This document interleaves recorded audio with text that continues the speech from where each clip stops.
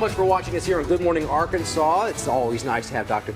Shah, the Longevity Center at St. Vincent, here to tell us more about drug-to-drug interaction. Thank goodness now the technology has come along so that if you have a prescription, usually at your pharmacist, it sounds alarm bells, I guess, on their computers. Say, hey, wait, these shouldn't be mixed. And doctors know, of course, but it's come a long way, hasn't it? It has come a long way, but you'd be surprised, Todd, that it still happens, and it is a very common problem that we encounter, and it's something that we can deal with, handle, and it's very important to identify, and that's why we're here today to talk about it. What are some of the typical reactions between drugs?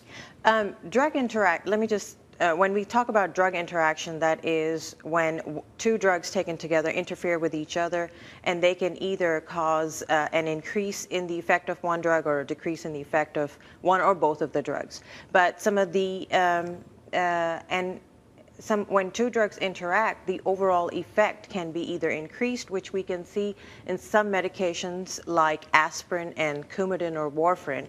And that's blood thinner. That's a blood thinner. And that blood thinner is given to patients who have heart problems, to prevent clots, to prevent strokes.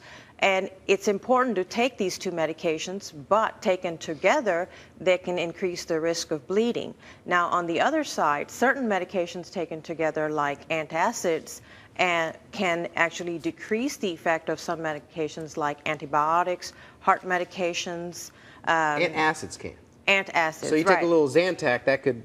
Yes, Nexium. Yeah. And that's why it's important to discuss that with your doctor, that which medicine is really more important right now, or what is my other alternative that I can take.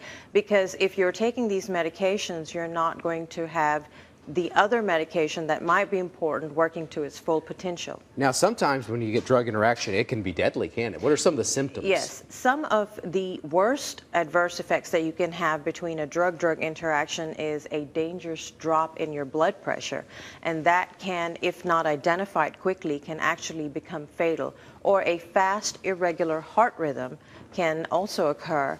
Or there can be buildup of toxins which can cause internal damage to organs. But fortunately, these adverse effects are not as common as some of the common ones, which are, if you open any packet insert on any medication, you'll see nausea, vomiting, diarrhea, constipation, upset stomach. These are the most common ones. Mm-hmm. These are, they're not long lasting. They can be dealt with and resolved quickly. What should you do if you suspect you have some sort of drug interaction? What should you do? Call the doctor, pharmacist? Absolutely. If you identify that you've taken something new, that the new prescription was given to you, and your body has somewhat reacted to it, not normally, you need to stop taking that medication, first of all. You need to make a call to your doctor or your doctor's nurse and tell them that I started this medication and this is the reaction that I had. Because if you continue to take this medication, it can make that condition worse. And you need to let your doctor know that what other medications you're taking.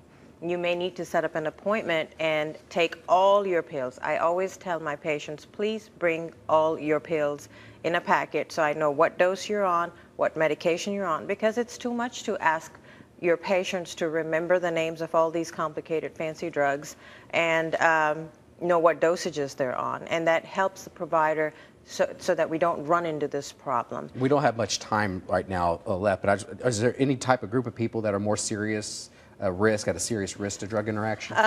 Patients who have chronic medical problems, like those who have heart problems, hypertension, diabetes, and the elderly, because these are the patients who are more likely to be on several medications. Thank you so much, Doctor. Unfortunately, we're out of time. I could go on for a long time about this, but if you have a question for the doctor here, we have the information. 1 St. Vincent Circle here in Little Rock, 552-4777, St. Vincent Longevity Center. Thank you so much. Thank you. All right.